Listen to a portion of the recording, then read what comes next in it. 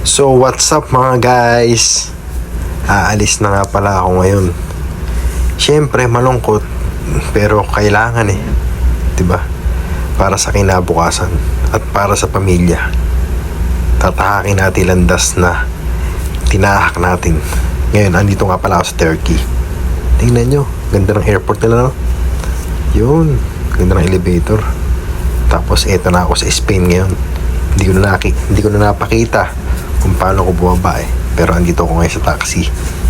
Ayan. Yan, pumunta muna kami ng immigration. Aye! Diba? Lupet, no? Ganda ng kwan dito ng ano yun, yung klima, ang lamig. Pero mainit. Tapos dito, ayan, dito kami sa Bilbao, Spain. Yan. May kumakanta pa. Ganda, diba? So, eto. Nag-check-in ngayon kami sa hotel.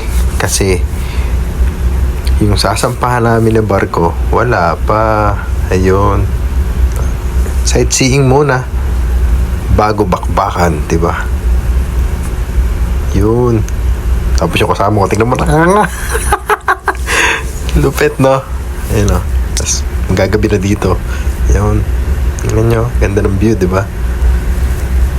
So, ayan. Inaumagahan na. Susunduin na kami. Nagkape muna ako kasi ang lamig Tapos lumabas ako dito. Yun, tingnan mo naman, Alang katao-tao dyan, Alas 6 ng umaga. Kape-kape muna tayo, mga guys. Yun. Ikot-ikot pa yun, Parang tanga lang, Mga birada. Kapagod. So, what's up, mga guys? So, ngayon, andito na uli ako sa bagong tirahan ko. Kaya ngayon, samahan nyo ako. Ituturo ko sa inyo at ipapaalam ko sa inyo kung ano yung mga gawain ko dito. At samahan nyo ako sa bago kong baluarte. Tara! Samahan nyo ako. Ituturo ko ngayon kayo.